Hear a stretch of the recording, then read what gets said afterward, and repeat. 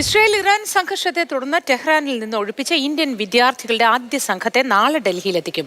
അർമേനിയയിൽ നിന്ന് വ്യോമമാർഗമാണ് ഇവരെ ഡൽഹിയിലെത്തിക്കുന്നത്. ഇറാനിൽ നിന്ന് കൂടുതൽ പേരെ UAE വഴി ഒഴിപ്പിക്കാനും കേന്ദ്ര സർക്കാർ നടപടി തുടങ്ങി. ടെഹ്റാനിൽ നിന്ന് 110 ഇന്ത്യൻ വിദ്യാർത്ഥികളെയാണ് ഇന്നലെ അർമേനിയയിൽ എത്തിച്ചത്. ഇതിൽ കൂടുതലും മെഡിക്കൽ വിദ്യാർത്ഥികളാണ്.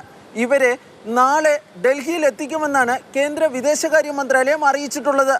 അർമേനിയ വഴി കൂടുതൽ വിദ്യാർത്ഥികളെ ഇന്ത്യയിൽ എത്തിക്കുന്നതിനുള്ള നടപടികൾക്കും ടെഹ്റാനിലെ ഇന്ത്യൻ എംബസി നടപടി ആരംഭിച്ചിട്ടുണ്ട്.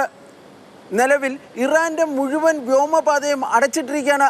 അതിനാൽ കരമാർഗമോ കപ്പൽ മാർഗമോ മാത്രമേ ഈ ഒഴിപ്പിക്കൽ നടപടി നടത്താൻ കഴിയുള്ളൂ. ഈ സാഹചര്യത്തിലാണ് ഇന്ത്യ UAE സഹായം തേടിയിരിക്കുന്നത്.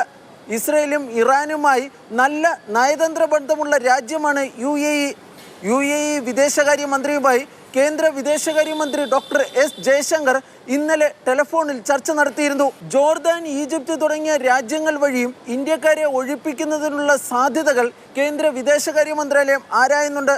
നിലവിൽ 4000-ഓളം ഇന്ത്യക്കാരാണ് ഇറാനിൽ ഉള്ളതെന്നാണ് സർക്കാരിൻ്റെ ഔദ്യോഗിക കണക്ക്. ഇതിൽ 1500-ഓളം പേരും വിദ്യാർത്ഥികളാണ്. ഭൂരിഭാഗം പേരും ജമ്മുകാശ്മീരിൽ നിന്നുള്ളവരും. വിദ്യാർത്ഥികളെ ഒഴിപ്പിച്ചതിന് ശേഷം മറ്റ് ഇന്ത്യക്കാരെ ഇറാനിൽ നിന്ന് ഒഴിപ്പിക്കുന്നതിനുള്ള സാധ്യതകൾ ആരായുമെന്നാണ് കേന്ദ്ര വിദേശകാര്യ മന്ത്രാലയം വ്യക്തമാക്കിയിട്ടുള്ളത്. ആദ്യഘട്ടത്തിൽ വിദ്യാർത്ഥികളെ ഒഴിപ്പിച്ചതിന് ശേഷം മറ്റ് ഇന്ത്യക്കാരെയും ഒഴിപ്പിക്കുമെന്നാണ് കേന്ദ്ര വിദേശകാര്യ മന്ത്രാലയം അറിയിച്ചിട്ടുള്ളത്. ഇസ്രയേൽ ഇറാൻ സംഘർഷം രൂക്ഷമായിരിക്കുന്ന സാഹചര്യത്തിൽ സുരക്ഷിത സ്ഥാനങ്ങളിലേക്ക് മാറണമെന്ന് ഇന്ത്യൻ പൗരന്മാരോടും വംശജരോടും ടെഹ്റാനിലെ ഇന്ത്യൻ എംബസി നിർദ്ദേശിച്ചിട്ടുണ്ട്.